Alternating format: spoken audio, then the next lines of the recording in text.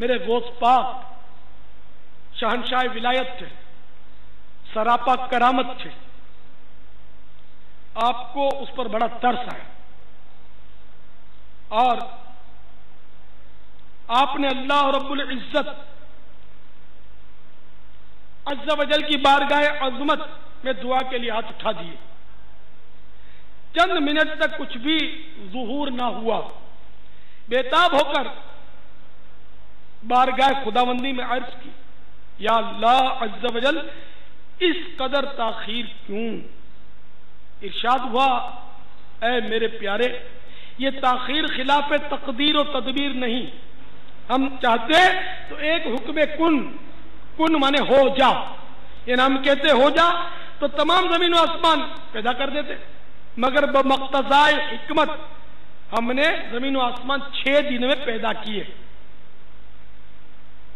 بارات کو ڈوبے 12 سال بیت چکے ہیں، اب نہ وہ کشتی باقی رہی نہ ہی اس کی کوئی سواری، تمام انسانوں کا گوشت وغیرہ بھی دریائے جانور کھا چکے ہیں، ریزے کو اجزاء جسم میں اکٹھا کروا کر دوبارہ زندگی کے مرحلے میں داخل کر دیا ہے۔ یہ اللہ تعالیٰ نے یہ اللہ کی قدرت ہے، وہ چاہتا تو کن سے اسی وقت سب کچھ ہو جاتا، لیکن بہرحال اس کی قدرت ہے، اس کی مشیت ہے۔ تو یہ فرما کر ارشاد ہوا، اب اس بارات کی آمد کا وقت ہے۔ ابھی یہ کلام اختتام کو بھی نہ پہنچا تھا کہ یکایک وہ کشتی اپنے تمام تر ساز و سامان کے ساتھ معدودہ دلہن و باراتی سطح آپ پر نمودار ہو گئی اور چند ہی لمحوں میں کنارے آ لگی۔ تمام باراتی سرکار بغداد حضور غوث پاک رحمت اللہ تعالی علیہ سے دعائیں لے کر خوشی خوشی اپنے گھر پہنچے۔ اس کرامت کو سن کر بے شمار کفار نے آ کر سیدنا غوث العظم علیہ رحمت اللہ الاکرم کے دستے حق پرست پر اسلام قبول کر لیا۔ صلو علی الحبیب صلی اللہ تعالی علی محمد۔ میرے آقا امام اہل سنت مولانا شاہ احمد رضا خان علیہ رحمت الرحمان کے بھائی جان استاد زمن حضرت مولانا حسن رضا خان علیہ رحمت المنان ذوق نعت میں بارگاہ غوثیت محاب میں عرض کرتے ہیں، نکالا تھا پہلے تو ڈوبے ہوں کو، نکالا تھا پہلے تو ڈوبے ہوں کو، اور اب ڈوبتوں کو بچا سے اعظم، اور اب ڈوبتوں کو بچا سے اعظم۔ قسم ہے کہ مشکل کو مشکل نہ پایا، قسم ہے کہ مشکل کو مشکل نہ پایا، کہا ہم نے جس وقت یا سے اعظم، کہا ہم نے جس وقت یا سے اعظم۔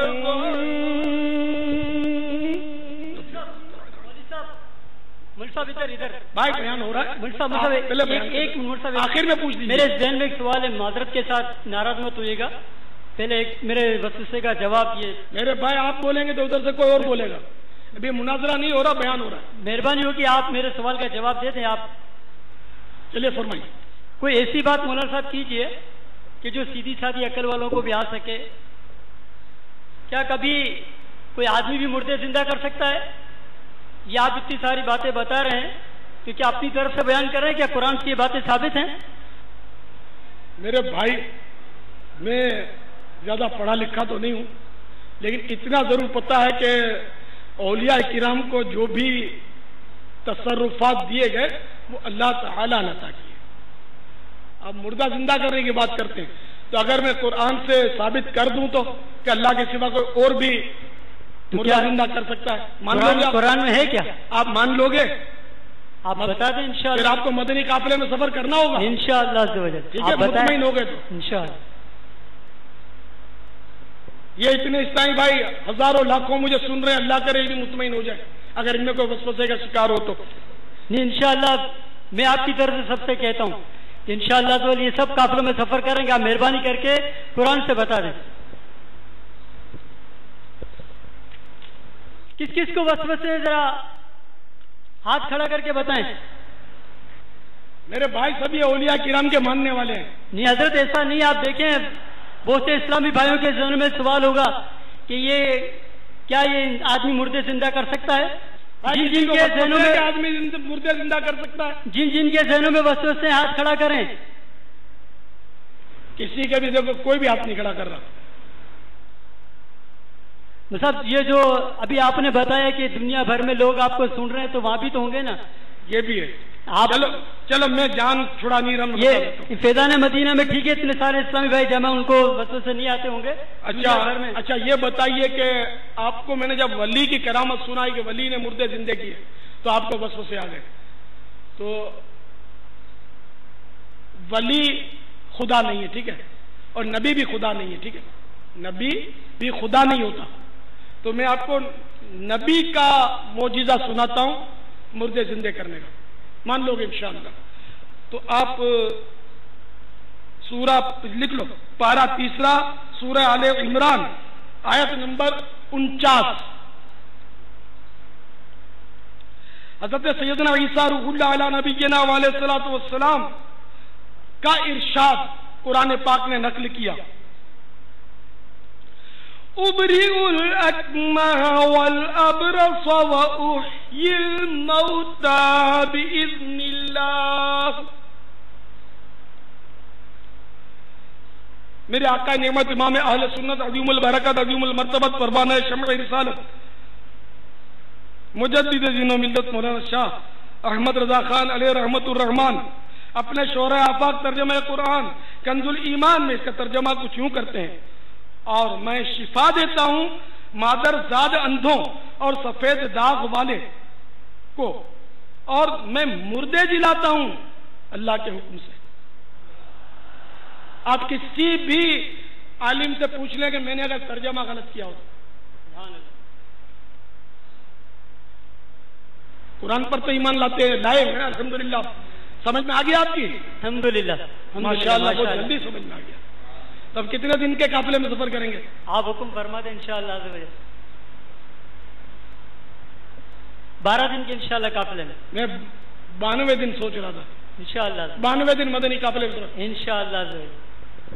ان کو بنگلہ دیش بھیج دو 92 دن کے قافلے میں، جہاں مدنی مرکز بھیجے انشاءاللہ۔ سبحان اللہ، جزاک اللہ۔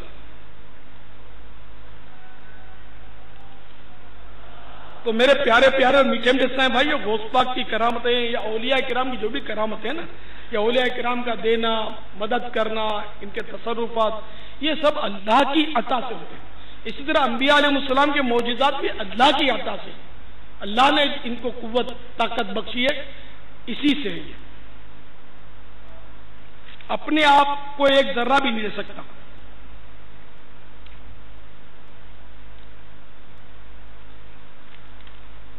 تو یہ کرامت جو ہے نا،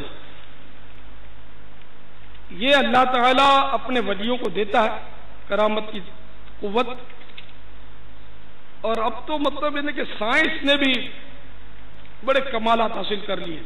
دیکھیے، دور حاضر کا سب سے بڑا سائنسدان آئنسٹائن کہہ گیا، میں نے ریڈیو دوربین کے ذریعے ایک ایسا کہکشاں تو دیکھ لیا جو زمین سے 2 کروڑ نوری سال دور ہے، یعنی روشنی جو فی سیکنڈ 1,86,000 میل طے کرتی ہے، وہاں 2 کروڑ سال میں پہنچے گی۔ مگر جہاں تک کائنات کی سرحدیں معلوم کرنے کا تعلق ہے، اگر میری عمر 1 ملین یعنی 10 لاکھ برس ہو جائے تب بھی دریافت نہیں کر سکتا۔ اور سائنسدان کے برعکس خدا رحمان عز و جل کے ولی حضور غوث اعظم رحمت اللہ تعالی علیہ کی نظر کی عظمت و شان دیکھیے۔ کیا آپ رحمت اللہ تعالی علیہ فرماتے ہیں،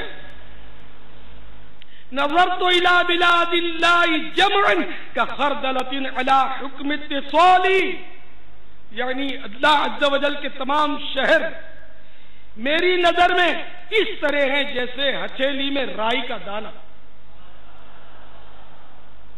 میرے آقا اعلی حضرت امام اہل سنت مولانا شاہ احمد رضا خان علیہ رحمت الرحمان